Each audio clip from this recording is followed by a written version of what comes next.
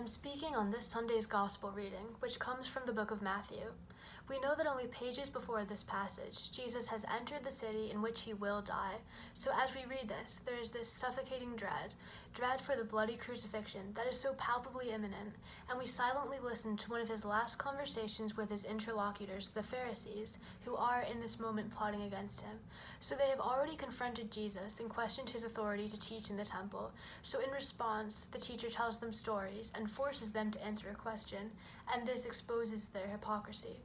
In this story, the son who was unwilling to go work in the vineyard but eventually changed his mind reminds me of every person. Doesn't everyone sometimes feel unworthy to answer God's call, to do his will? When I read about this son, I remember the gift of free choice. Since we have free will, and since God knows our hearts, we are allowed to be honest about our wills not aligning with God's. We have the capacity through our human nature to go through a sort of spiritual wrestling and then eventually decide if we're morally called to act according to what we believe is God's will. And it's important to remember that even Jesus went through this inner struggle.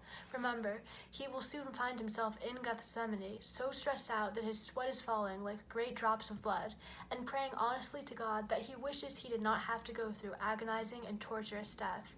He thinks this, but he still makes the choice to align his action with his Father's will, to do what his conscience tells him is right.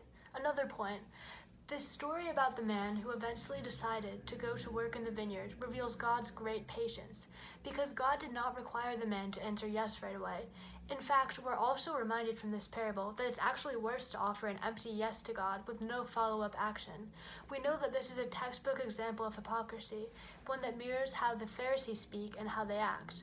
Again, God has great patience. There is always the chance to choose to work in the vineyard, just as there is, I think, always the chance to seek God or even to ask his forgiveness. One last point. God has a special love for the tax collectors and prostitutes. We know this. Think of how many times Jesus has broken bread with them, has entered into their homes, has even asked them to become his closest followers, like the Apostle Matthew.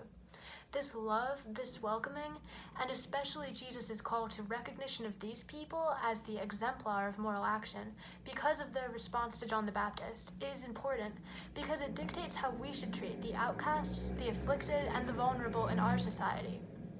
So, to sum up the most important parts of this reading, it forces the observer of Jesus' conflict with the Pharisees to ask a question.